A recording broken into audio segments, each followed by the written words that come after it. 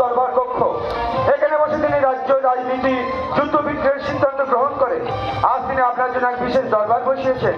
আর শুধু গান, আপনার সুললিত কণ্ঠে মাতৃসঙ্গীত। না না, এত ঐশ্বর্যের মধ্যে মাতৃসঙ্গীত হয় না। এই ঐশ্বর্যের গুহায় এসে আমার দম তেমন বন্ধ হয়ে যাচ্ছে। তুমি বরং আমাকে বজ্রাতে ফিরিয়ে দাও মহল্লা। কেন সাধক, আমি কি আপনার কাছে কোনো অপরাধ করেছি? বঙ্গেশ্বরের জয় হোক।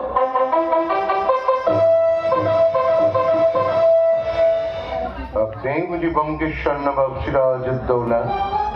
আজ আমি বঙ্গেশ্বর নবাব সিরাজউদ্দৌলা নই, শুধু সিরাজ, বাংলার সাধক জগতের সাধক কবি আপনি। আপনার সঙ্গে পরিচিত হয়ে আপনার সুললিত কণ্ঠে সুমধুর মাতৃ সঙ্গীত শুনে আমি সার্থক বাঙালি হতে চাই। বড় সুন্দর, বড় সুন্দর। বয়সে আপনি নবীন হলেও জ্ঞানী আপনি প্রবীণ। বিনয় মানুষের মহত্বের পরিচয়। এমন মহান নবাব তাহলে কি বাংলার চলে? মা মঙ্গলময়ী আপনার মঙ্গল করবে, মা মঙ্গলময়ী আপনার মঙ্গল করবে। মেহেরবানি করে আপনি আসন গ্রহণ করুন সাধক। নবাবের অনুরোধ, আপনি উপেক্ষা করবেন না সাধক। নবাব দরবারে এসেছেন শুনে আনন্দে আমার বুকটা ভরে যায় ঠাকুর। নবাব আপনার গান শুনতে